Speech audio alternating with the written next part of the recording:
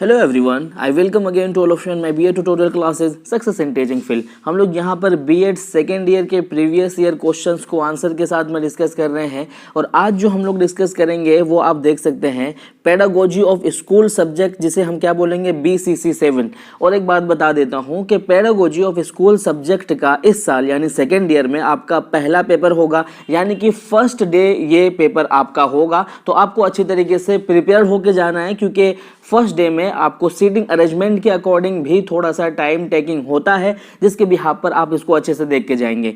इस पेपर को देखेंगे हम लोग। रिसेंटली ये क्वेश्चन पूछा गया 2021 में पूछा गया है। ये देख सकते हैं पेडागोजी ऑफ स्कूल सब्जेक्ट, ये किसका होगा? सोशल साइंस सेकंड का होगा ये। और इसमें क्या क्या रहेगा? ज्योग्राफी एंड इकोनॉमिक्स को हम लोग अच्छे तरीके से समझेंगे। और एक बात मैं बताता हूँ, जैसे कि मैंने आपसे इससे पहले भी डिस्कस किया है कि जो आपका EPC 4 है, उस EPC 4 के क्वेश्चंस को मैंने ऐसे डिस्कस किया है कि आप अगर उस क्वेश्चंस के आंसर को अगर देख लेते हैं और समझ लेते हैं तो मुझे नहीं लगता है कि आपको कोई किताब खरीदने की ज़रूरत है। और मैं इस पेपर में भी यही सजेस्ट करूंगा, जब आप पेडागोजी ऑफ स्कूल सब्जेक्ट पढ़ते हैं, आपका कोई भी सब्जेक्ट रहे, चाहे वो आपका मैथमेटिक्स हो, इकोनॉमिक्स हो या फिर लैंग्वेज हो, कोई भी आपका पेडागोजी ऑफ स्कूल सब्जेक्ट है, उसमें आपको क्या पढ़ना है, किस तरीके से आपको तैयारी करना है अपना पेडागोजी ऑफ स्कूल सब्जेक्ट का, मैं इसमें भी डिस्कस करूंगा। आप अगर इसको देखेंगे तो आपको समझ में आ जाएगा आपको क्या पढ़ के जाना है।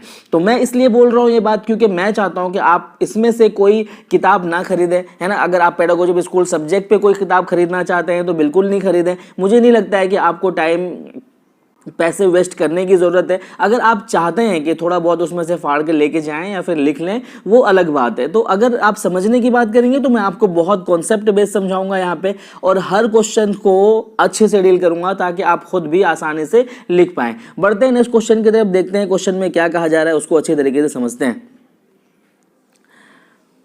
इसके पैटर्न की अगर बात करें तो इसके पैटर्न में कुछ खास नहीं है, यहाँ पर दिया हुआ है। यहाँ देख सकते हैं इन्होंने कहा है कि एनी 5 क्वेश्चंस आपको करना है ना। अब पहला क्वेश्चन देखते हैं, पहले क्वेश्चन में क्या कहा जा रहा है। ठीक है, पहला क्वेश्चन है, यहाँ पर देख सकते हैं व्हाट इज टेक्स्ट बुक। ठीक है, पिछले साल भी पूछा हुआ है कि टेक्स्ट बुक क्या होता है, और ये आपने पिछले साल करिकुलम में भी अच्छे से पढ़ा है कि टेक्स्ट बुक क्या होता है। Discuss the characteristics of good economic text book. ठीक है, गुड इकोनॉमिक टेक्स्ट बुक के बारे में आपको बताना है।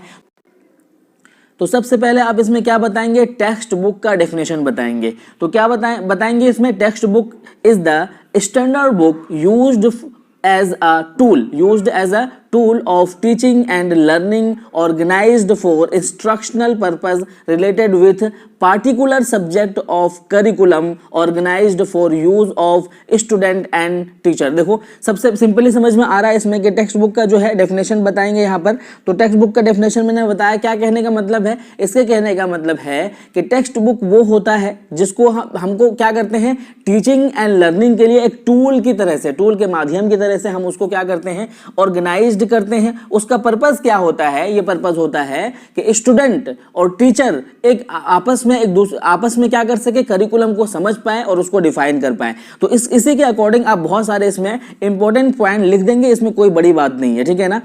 अब देखते हैं इसमें दूसरा पॉइंट क्या है, characteristics of good economic text book. देखो कोई भी टेक्स्ट बुक का आपको अगर कैरेक्टरिस्टिक्स पूछे तो आप बहुत आसानी से इस पैटर्न पे लिख सकते हो। सपोज दैट कि आप देखो पहला इसमें कैरेक्टरिस्टिक्स क्या हो जाएगा, पहला कैरेक्टरिस्टिक्स हो जाएगा useful for student and teacher. Obviously आप भी बना सकते हो ये कि ऐसा बुक होना चाहिए जैसे जे किसके लिए यूजफुल हो, एक स्टूडेंट के लिए और टीचर के लिए भी हो।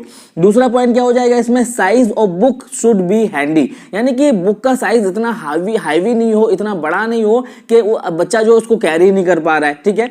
तीसरा पॉइंट क्या हो जाएगा इसमें कि printing text should be interesting and attractive. ठीक है, जो चीज भी उसके अंदर में लिखा हुआ है, जो भी टॉपिक उसमें लिखा हुआ है, वो उसका जो प्रिंटिंग है बहुत क्लियर होना चाहिए, बहुत इंटरेस्टेड होना चाहिए। सपोज दैट के कुछ जो है बुक्स इस तरीके से लिखे होते हैं इकोनॉमिक के कि ऊपर से शुरू किया, हेडिंग कहाँ है पता ही नहीं है ना, क्या कहते हैं कि 50 पेज हो गए, हेडिंग नहीं चेंज हो रहा है। इस तरीके से नहीं, पार्टिकुलर उसको बांट के सेपरेट कर करके टॉपिक को उसमें डिफाइन किया हो और ऐसा बनाया हो कि वो इंटरेस्ट लगे पढ़ने में भी और अट्रैक्टिव भी दिखे। यानी कि उसको पिक्चराइज कर दिया गया है, ग्लोबलाइज कर दिया गया है, उसमें जो है चार्ट पेपर के माध्यम से कैलकुलेट करके समझा दिया गया है। तो इस तरीके से अगर किया जाएगा तो ये कैरेक्टरिस्टिक में आएगा। उसके अलावा जो है इकोनॉमिक्स के पूछ रहे हैं, तो इसमें जो है ऐसे पॉइंट आते हैं जैसे इंटेलेक्चुअली क्यूरियस, ठीक है ना, यानी कि क्यूरियसनेस उसके अंदर में आना चाहिए। कैसे, किस लेवल पे? इंटेलेक्चुअली, यानी कि बौद्धिक के लेवल पे उसमें जो है इच्छा होनी चाहिए, क्यूरियोसिटी होनी चाहिए। पांचवा पॉइंट क्या हो जाएगा? Mathematical aptitude. जैसे कि आपको पता है कि इकोनॉमिक्स में हम क्या कहते हैं, किस पोर्शन की बात होती है? मैथमेटिकल की पोर्शन की भी बात होती है। उसके नेक्स्ट पॉइंट क्या हो जाएगा? Good at understanding complex system. जहां पर भी आपको पता है कि क्या कहते हैं, इकोनॉमिक्स कोई एक पोर्शन नहीं है, इसमें हम सारी चीजें पढ़ते हैं, ठीक है। इकोनॉमिक्स में बहुत सारी चीजें पढ़ते हैं, है ना। पीपल क्या है, इकोनॉमी क्या है। तो यहां पर इसके कहने का क्या मतलब है कि जहां पर भी कॉम्प्लेक्स लेवल आता है वहां पर क्या होना चाहिए? अंडरस्टैंडिंग बना के देना चाहिए। उसके बाद नेक्स्ट पॉइंट हो जाएगा सेल्फ ड्राइवन, यानी कि ऐसा लिखना चाहिए, ऐसे कैरेक्टरिस्टिक्स होना चाहिए इकोनॉमिक टेक्स्ट बुक का कि बच्चा खुद भी उसको ड्राइव, यानी कि उसको अच्छी तरीके से समझ सके, गेन कर सके, अपने दिमाग में बसा सके। तो ऐसे पॉइंट आप इसमें लिख देंगे, बहुत इनफ रहेगा आपको इफेक्टिव आंसर बनाने में। देखते हैं नेक्स्ट क्वेश्चन में क्या कहा जा रहा है। दूसरा जो क्वेश्चन होगा यहाँ पे, देखिए दूसरा क्वेश्चन है, यहां पर ये कह रहे हैं कि describe the nature and scope of geography. Simple है, जियोग्राफी यहां पर मैंने बताया था कि इकोनॉमी और जियोग्राफी सेकंड लेवल में जो सेकंड ईयर का क्वेश्चन है वो है यहां पे। तो जियोग्राफी का सबसे पहले क्या करेंगे? सबसे पहले पूछा तो नेचर है, लेकिन सबसे पहले आपको इसका क्या करेंगे? डेफिनेशन बताएंगे। देखिए, geography is the study of people, their activities, place, physical things within the earth. क्या मतलब हो गया कि ज्योग्राफी में हम क्या क्या चीजें पढ़ते हैं? पीपल यानी कि जो लोग हैं उसके बारे में पढ़ते हैं, लोगों की जो एक्टिविटीज है उसके बारे में पढ़ते हैं। अर्थ पर जो प्लेसेस है, जो बने हुए हैं, पहाड़ है, नदियां, ये सब जो चीजें हैं फिजिकल, यानी कि फिजिकल लेवल पे जो बने हुए थिंग्स जो है चीजें इस अर्थ में, उसको हम लोग पढ़ते हैं। अगर ब्रांचेस की बात करें तो इसको दो भागों में बांटा जाता है। फिजिकल ज्योग्राफी होता है, ह्यूमन ज्योग्राफी होता है। फिजिकल में क्या है? प्राकृतिक लेवल पे जितनी चीजें आती हैं, और ह्यूमन ज्योग्राफी में क्या आता है कि इंसानों ने जितनी चीजें बनाया हुआ है उस पर डिस्कस करते हैं। तो इस तरीके से आप सारा डेफिनेशन लिखेंगे और उसके बाद में फिर नेचर पे आ जाएंगे। सपोज दैट कि अगर मैं कुछ नेचर आपको बता दूं ताकि आपका जो है एक गाइड हो जाएगा आपके लिए। ये देखो, नेचर पे अगर बात करेंगे तो पहला क्या हो जाएगा? पहला हो जाएगा कि नेचुरल एंड सोशल साइंस माना जाता है। क्या माना जाता है इसको? ज्योग्राफी को नेचुरल एंड सोशल साइंस माना जाता है, क्योंकि इसमें नेचुरली भी चीजें बात की जाती है और सोशल इसलिए कि यहाँ पर जो है ह्यूमन ज्योग्राफी भी माना जाता है इसको। दूसरा पॉइंट क्या हो जाएगा? दूसरा पॉइंट हो जाएगा कि understand the inter relationship between human and environment. अब जो है ये इसको समझो अच्छी तरीके से। देखो, इसमें हम किसकी बात होती है? फिजिकल ज्योग्राफी की भी, ह्यूमन ज्योग्राफी की। तो उसी को कह रहा है कि inter relationship between human and environment. तो ह्यूमन के अकॉर्डिंग तो बात होती है ह्यूमन ज्योग्राफी में, और एनवायरनमेंट यानी कि फिजिकल ज्योग्राफी में बात होती है। उसी तरीके से देखेंगे तीसरा point, modern geography emerge as the क्या कहते हैं? स्पेशल साइंस, ठीक है ना। यानी कि आज के दौर, कल के दौर में क्या कहा जाता था? पहाड़ों के नाम, नदियों के नाम या कुछ चीजों के नाम याद कर लिए, उसको कहते थे ज्योग्राफी है। लेकिन आज के डेट में इसको जो है क्या माना जाता है? एक स्पेशल साइंस माना जाता है, क्योंकि इसके अंदर में बहुत सारी चीजें डिस्कस की जाती है। चौथा पॉइंट क्या हो जाएगा इसमें? चौथा पॉइंट हो जाएगा कि geography is the art of making and studying map. ये एक आर्ट भी है जिसके माध्यम से हम क्या करते हैं? मैप को भी समझने की, पढ़ने की कोशिश करते हैं। तो ये नेचर हो जाएगा। उसी तरीके से स्कोप इन्होंने पूछा हुआ है, तो आपको मैं बता दूं इसमें पॉइंट वाइज लिखते जाइएगा। जब आप पॉइंट वाइज लिखते जाएंगे और उसका ज्योग्राफिकल भी चीजें बनाते जाएंगे तो आपको बहुत बेस्ट नंबर मिलेगा। तो मैं बात कर रहा था स्कोप की, तो स्कोप में कुछ पॉइंट बता देता हूं मैं। स्कोप में क्या हो जाएगा आपका? फिजियोग्राफी। तो पहला स्कोप हो जाएगा फिजियोग्राफी। फिजियोग्राफी में क्या होता है? फिजियोग्राफी में हम यहाँ पर फिजिकल ज्योग्राफी के अकॉर्डिंग जो है टर्म यूज करते हैं, है ना। उसके बाद दूसरा पॉइंट क्या हो जाएगा? इकोनॉमिकल ज्योग्राफी, यानी कि यहाँ पर हम इकोनॉमी, है ना, एक्टिविटीज ऑफ ह्यूमन, ऐसी चीजों को बात करते हैं। उसके बाद नेक्स्ट पॉइंट क्या हो जाएगा? Human geography. तो ये सारी चीजें क्या है? इसके स्कोप है जहां पर हम ज्योग्राफी में पढ़ते हैं। तो ये भी आपको आई होप कि समझ में आया होगा। अगर नहीं समझ में आया होगा तो आप कमेंट सेक्शन में लिखेंगे, तो मैं आपको ये जो मैं आपको डिस्कस कर रहा हूं इसका पीडीएफ भी आपको प्रोवाइड करा दूंगा। बढ़ते हैं इस क्वेश्चन की तरफ, देखते हैं क्या कहा जा रहा है। What are the various method of economics teaching, ठीक है ना। इकोनॉमिक्स टीचिंग के जो वेरियस मेथड है वो क्या क्या होंगे? सिंपली ये समझो कि जो शिक्षण की जो विधियां हैं, है ना, शिक्षण की जो विधियां हैं इकोनॉमिक को पढ़ाने के लिए, वो कौन कौन सा होगा। देखो बच्चे, पहले साल में भी आपने बहुत सारी विधियां पढ़ा हुआ है, ठीक है ना, तो उन विधियों में अगर उन विधियों को यहाँ रिपीट करेंगे तो कोई गलत नहीं होगा। जैसे कि सपोज दैट अगर मैं बात करूं, पहला विधि क्या हो जाएगा, लेक्चर मेथड।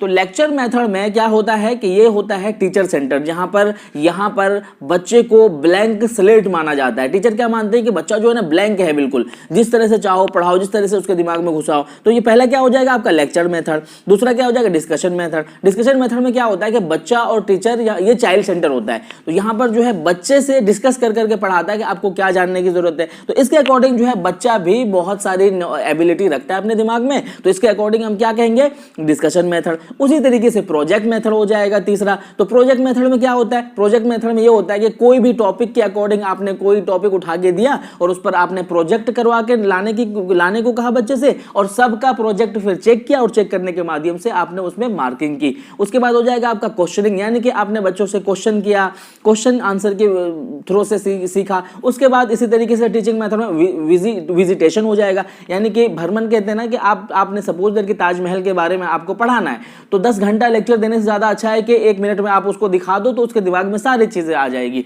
तो ये सारे मेथड है जिन मेथड से आप अपने टीचिंग को क्या बना सकते हैं, आप अपने टीचिंग को बहुत ज्यादा इफेक्टिव बना सकते हैं, ठीक है ना, बहुत ज्यादा क्या बना सकते हैं, इफेक्टिव बना सकते हैं। उसके अलावा भी कुछ पॉइंट आ जाते हैं जब क्या कहते हैं कि इकोनॉमिक्स टीचिंग की बात आती है। तो इकोनॉमिक को आपको पता है इकोनॉमिक के क्या क्या चीजें होती है, मैथमेटिकल एप्टीट्यूड बहुत ज्यादा, मैथमेटिकल एप्टीट्यूड में क्या है, न्यूमेरिकल चीजें है ना, उसके बाद जो है क्या कहते हैं कि न्यूमेरिकल चीजें उसमें डिस्कस किया जाता है, डाटा सेट के थ्रू से माध्यम से समझाया जाता है, क्योंकि मैथमेटिकल पोर्शन जितने भी होते हैं किसमें, इकोनॉमिक में मैथमेटिकल पोर्शन होते ही हैं और डाटा बेस्ड होते हैं, तो उसको न्यूमेरिकल तरीके से समझाना भी चाहिए आपको, है ना। उसके बाद जो क्या कहते हैं, इस तरीके से आपको इसमें डिस्कस करना चाहिए, ये आपका मेथड हो जाएगा। अब बढ़ते हैं नेक्स्ट क्वेश्चन की तरफ में, देखते हैं नेक्स्ट क्वेश्चन में क्या कहा जा रहा है, वो होगा आपका चौथा क्वेश्चन, ठीक है ना। अब चौथे क्वेश्चन में देखते हैं, describe the qualities of a good teacher of economics, ठीक है। अब ये पूछा हुआ है कि गुड टीचर के क्वालिटीज क्या होंगे, ये आपने फर्स्ट ईयर में भी लिखा होगा, लेकिन यहां पर इन्होंने जोड़ दिया इकोनॉमिक्स के। तो ऑब्वियसली इकोनॉमिक को आपको दिमाग में रखना है और उसके बाद जो है ये जो गुड क्वालिटीज ऑफ टीचर होते हैं वो आपको बताते चला जाना है। सपोज दैट कि मैथ में जैसे मैंने अभी बात किया, पहला पॉइंट इसमें क्या हो जाएगा, पहला देखो एक चीज याद रखो, इसमें जो है ना कुछ चीजें ऐसी होती है जिसके माध्यम से पूरे वर्ल्ड के लेवल पे ये माना जाता है कि ये क्वालिटीज एक टीचर के अंदर में होना चाहिए, ये क्वालिटीज जो है एक टीचर के अंदर में होना चाहिए। सपोज दैट के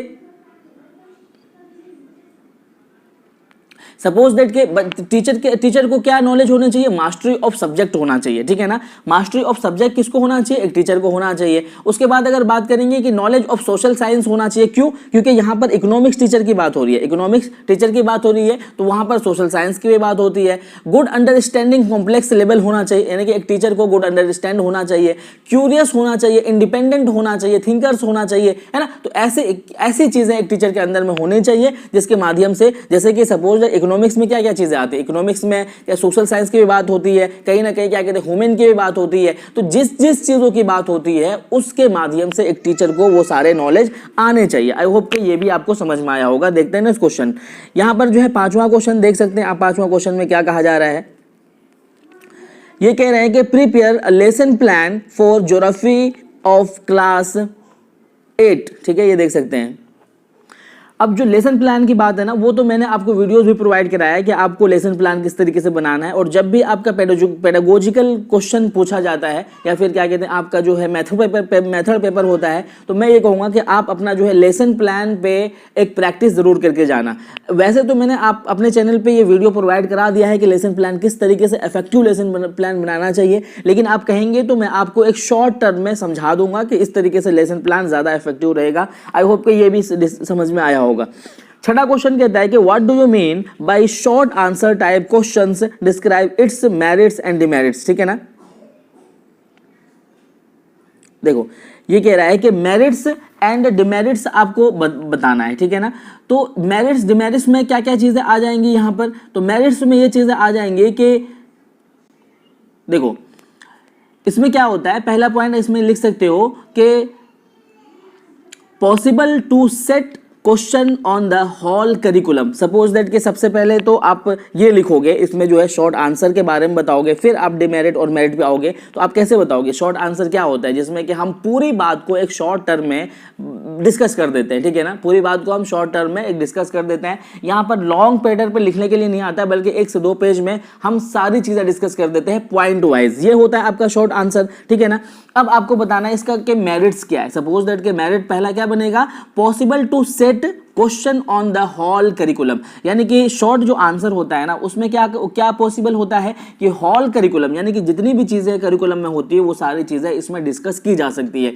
दूसरा पॉइंट क्या हो जाएगा इसमें? दूसरा पॉइंट हो जाएगा कि मोर वैलिड देन ऐसे टाइप क्वेश्चन। ये ज्यादा वैलिड क्यों होता है? ऐसे टाइप क्वेश्चन से ज्यादा वैलिड क्यों होता है? क्योंकि इसमें जो बातें होती हैं वो कॉग्निटिव लेवल पे होती है, अफेक्टिव लेवल पे होती है, कॉग्निटिव लेवल पे होती है, जिसके भी यहाँ पर इसको मोर वैलिड माना जाता है। तीसरा पॉइंट क्या हो जाएगा? More reliable. रिलायबल क्यों माना जाएगा? क्योंकि इसमें मेजरमेंट करना बहुत आसान हो जाता है। इसी तरीके से चौथा पॉइंट हो जाएगा मोर कंप्रिहेंसिव। ये जो शॉर्ट आंसर टाइप क्वेश्चन होते हैं ज्यादा कंप्रिहेंसिव होता है, यानी कि अंडरस्टैंडिंग लेवल इसमें ज्यादा होती है। इस तरह के पॉइंट आप इसमें डाल करके आप अपना आंसर बहुत इफेक्टिव बना सकते हो। देखते हैं नेक्स्ट क्वेश्चन में क्या पूछा जा रहा है।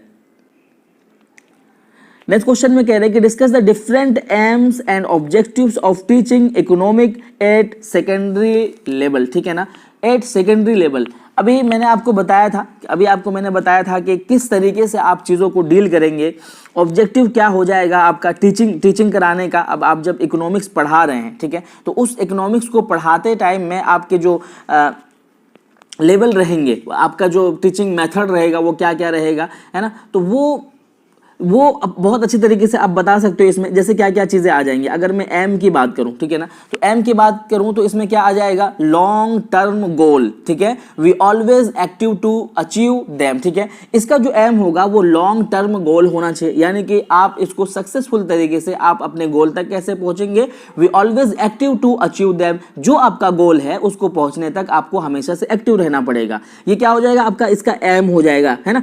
उसके बाद दूसरा इसमें क्या देखेंगे? Acquiring to knowledge solution of the particular problems of life, ठीक है। दूसरा क्या हो जाएगा? एम के नॉलेज को किस तरीके से एक्वायर किया जाए, है ना, और उसके प्रॉब्लम को किस तरीके से सॉल्यूशन किया जाए, इन सारी चीजों को डिस्कस करेंगे। उसके अलावा क्या हो जाएगा? डेवलप किस तरीके से किया जाएगा आपके इकोनॉमिक को, है ना। रीजनिंग पोर्शन को कैसे डेवलप किया जाएगा, क्रिटिकल थॉट को कैसे डेवलप किया जाएगा, जजमेंट कैसे की जाएगी, हैबिट्स एंड स्किल्स कैसे इसमें डेवलप किया जाएगा, ये सारी चीजें इसमें डिस्कस किया जाएगा। अब देखते हैं उस क्वेश्चन में क्या कहा जा रहा है। नेक्स्ट क्वेश्चन देखते हैं। नेक्स्ट क्वेश्चन जो 8वां क्वेश्चन है आपका, 8वें क्वेश्चन में कह रहा है कि right short notes on any 2 of the following. देखो नीचे देखते हैं शॉर्ट नोट्स क्या दिया हुआ है। देखो पहला हो जाएगा आपका प्रोजेक्ट मेथड। आपको मैंने इससे पहले भी प्रोजेक्ट मेथड बता दिया है कि प्रोजेक्ट मेथड में क्या होता है। किसी भी टॉपिक के अकॉर्डिंग आप बच्चे को एक प्रोजेक्ट के माध्यम से तैयार करने के लिए कहते हो, और उसी प्रोजेक्ट को फिर क्या करते हो? आप एनालिसिस करते हो कि किस बच्चे ने कितनी मार्किंग की है, वो आप अपनी तरीके से करते हो। ये नहीं समझ में आया है तो आप एक बार बोलेंगे, मैं आपको शॉर्ट फॉर्म में समझा दूंगा एक छोटी सी वीडियो बना करके, बट इसे तैयार करके जरूर जाना, इसे मत छोड़ना, क्योंकि प्रोजेक्ट मेथड पिछले साल भी पूछा गया था, इस साल भी पूछा जा रहा है। फिर आता है आपका इवैल्यूएशन। देखो इवैल्यूएशन का मतलब होता है मूल्यांकन। ये चीज तो आपने अच्छे से पढ़ा है असेसमेंट फॉर लर्निंग में कि ऑब्वियसली जो भी चीजें हम पढ़ते हैं, जो भी चीजें हम सीखते हैं, जो भी हमारा करिकुलम होता है, उसका जो लास्ट मेन मुद्दा होता है वो हमारा होता है इवैल्यूएशन। यानी कि बच्चे ने कितना सीखा, क्या रिजल्ट आया, कितना उसने अच्छा गेन किया, कितना उसके हैबिट में या नॉलेज में चेंजिंग आया, ये सारी चीजें इवैल्यूएशन में होता है। उसके बाद जो आपका तीसरा है, यहां पर देख सकते हैं तीसरा, ये कहते हैं तीसरे लेवल पे है कि लेवल ऑफ टीचिंग। देखो ये आपके लिए नया है। लेवल ऑफ टीचिंग क्या है? लेवल ऑफ टीचिंग आपके लिए नया है। तो लेवल ऑफ टीचिंग में क्या क्या चीजें आती है? पहला होता है आपका लेवल में जो पहला होता है वो आपका होता है मेमोरी लेवल, ठीक है। दूसरा होता है आपका अंडरस्टैंडिंग लेवल, ठीक है। और तीसरा होता है आपका रिफ्लेक्टिव लेवल। अब इसको अच्छी तरीके से समझो। अभी मेरे पास अगर मैं बोर्ड में समझाता तो बहुत अच्छे से समझाता, बट यहाँ पर जो है मैं बहुत इजी वे में आपको समझा देता हूँ। देखो मेमोरी जो होता है, देखो अगर मैं पहला हो जाएगा मेमोरी, ठीक है, और ये दूसरा जो हो जाएगा वो हो जाएगा आपका अंडरस्टैंडिंग, और तीसरा हो जाएगा आपका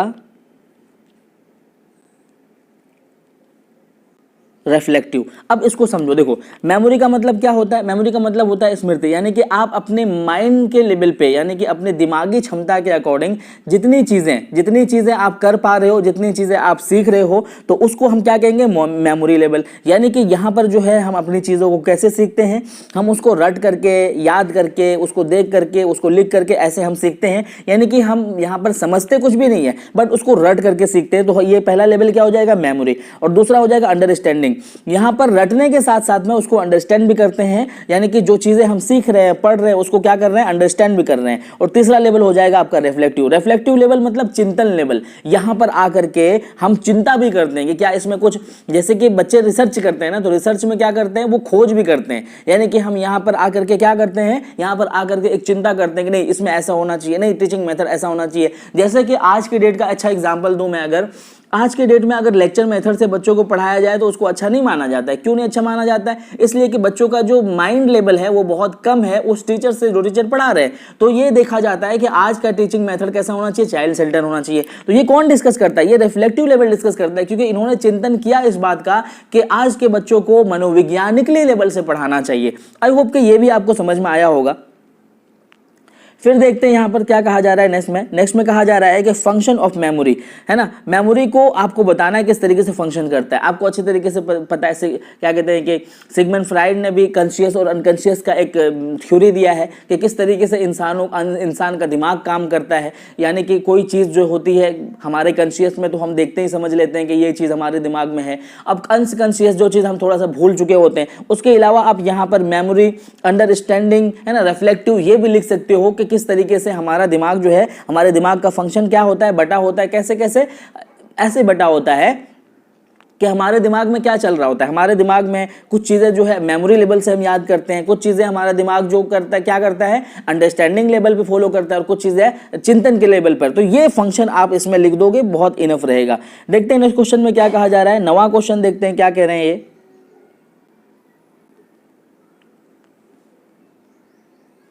देखिए ये कह रहे हैं कि what do you mean by the term maxim of teaching. ठीक है, ये एक विधि है maxim of teaching. Maxims of teaching ये देख सकते हैं आप, maxims of teaching, write a note on the usefulness of various maxims of teaching, economics and geography. ठीक है, दो देखो यहाँ पर कितने पॉइंट है। सबसे पहले आपको बताना है मैक्सिम्स ऑफ टीचिंग क्या होता है ना, और उसके यूजफुल किस तरीके से है, और वेरियस मैक्सिम्स ऑफ टीचिंग क्या है, किसमें आपको बताना है, टीचिंग, इकोनॉमिक और ज्योग्राफी के रिलेटेड करके बताना है। तो सबसे पहले आपको क्या करना है, सबसे पहले आप मैक्सिम्स ऑफ टीचिंग को समझो। देखो मैक्सिम्स ऑफ टीचिंग का मतलब होता है कि टीचर जो अपनी टीचिंग को कराने के लिए जिन मेथड्स को अपनाता है, जिन विधियों को अपनाता है, उन्हीं को हम क्या बोलते हैं, मैक्सिम्स ऑफ टीचिंग बोलते हैं। जिसके माध्यम से हम क्या करते हैं, अपनी टीचिंग को क्या करते हैं, ज्यादा इजी बनाते हैं। और ये एक यूनिवर्सल लेवल होता है। 6-7 जो मैक्सिम्स ऑफ टीचिंग होते हैं, वो वेरियस पूछा है ना इन्होंने, तो वेरियस में आप क्या है, 6-7 टीचिंग वेरियस होते हैं, इसके मैक्सिम्स होते हैं, वो उसको जो है यूनिवर्सल लेवल पे उसी तरीके से फॉलो किया जाता है। ऐसा नहीं है कि इंडिया में और क्या कहते हैं कि अमेरिका में अलग मैक्सिम्स होते हैं, ऐसा नहीं है। तो वो जो क्या कहते हैं कि वो जो टर्म है, वो जो मैक्सिम्स है, वेरियस मैक्सिम्स है, वो किस तरीके से है, देखो इसको अच्छे तरह से समझो। देखो मैक्सिम्स ऑफ टीचिंग को देखेंगे तो पहला क्या हो जाएगा, पहला इसमें जो पॉइंट होगा वो हो जाएगा आपका नाउन टू अननाउन। यानी कि बच्चे को हम नाउन, यहां पर यह माना जाता है कि बच्चा जो है कोरा स्लेट नहीं है, बच्चा जो है पढ़ा लिखा है, समझा हुआ है, तो उसको क्या करना है कि आपको अच्छी तरीके से समझाना है ताकि उसके लेवल में आकर के समझ सके। ठीक है, दूसरा इसमें मैक्सिम्स क्या हो जाएगा उसका, सिंपल टू कॉम्प्लेक्स, यानी कि बच्चे को पहले जो है ना इजी वे में पढ़ाना है, फिर कॉम्प्लेक्स जाना है। उसके बाद क्या हो जाए, कॉन्क्रीट टू एब्स्ट्रैक्ट। कॉन्क्रीट यानी कि जो ठोस चीजें हैं, जो चीजें हमें दिख रही है वो बहुत अच्छे से समझ में आता है, जो चीजें नहीं दिख रही है एब्स्ट्रैक्ट, उसको बाद में बताना है। हॉल टू पार्ट, पहले पूरी चीज बताना है, फिर उसके बाद में पार्ट की तरफ, पार्टीशन की तरफ लेके जाना है। उसके बाद पार्टिकुलर टू जनरल, यानी कि पार्टिकुलर सिंपली समझा देना, फिर जनरल वे में, थ्योरी के वे में जाना है। तो ये आपके मैक्सिम्स ऑफ टीचिंग कहलाते हैं, और ये बहुत ईजी होता है बताने में। एक एक पॉइंट लिखेंगे और सबको क्या करते चले जाएंगे, सबको क्या कहते हैं, एक्सप्लेन करते चले जाएंगे। ठीक है ना, ये भी आपको समझ में आ गया होगा। देखते हैं नेक्स्ट क्वेश्चन, और लास्ट क्वेश्चन में क्या कहा जा रहा है आपसे। देखिए ये कह रहे हैं कि discuss the main features of memory understanding level of teaching. देखो अभी आपको बोला है मैंने सॉरी, अभी आपको बोला है मैंने, आपको क्या बताना है, मेमोरी जो है ये जो लेवल है आपके टीचिंग के जो लेवल है क्या क्या है, मेमोरी है, अंडरस्टैंडिंग है और उसका बाद रिफ्लेक्टिंग है। तो ये कह रहा है कि जो फीचर्स है मेमोरी एंड अंडरस्टैंडिंग, इन दोनों के जो फीचर्स है वो क्या क्या फीचर्स है। देखो मेमोरी में आपको बताया कि सारी चीजें रट करके बताई जाती है, यहाँ पर कोई चीज समझी नहीं जाती है, और अंडरस्टैंडिंग में बताया कि समझ रटने के साथ साथ में यहाँ पर अंडरस्टैंडिंग भी होती है। तो इसके फीचर्स बहुत सारे, आप बहुत आसानी से लिख सकते हो। क्या क्या इसके फीचर्स बनेंगे वो बहुत आसान रहे आपके लिए लिखने में। ये आपको समझ में आया होगा। कोई क्वेरीज हो या फिर आपको अपने मेथड के अकॉर्डिंग अगर वीडियो चाहिए तो वो आप कमेंट सेक्शन में लिखेंगे। Thank you so much video देखने के लिए।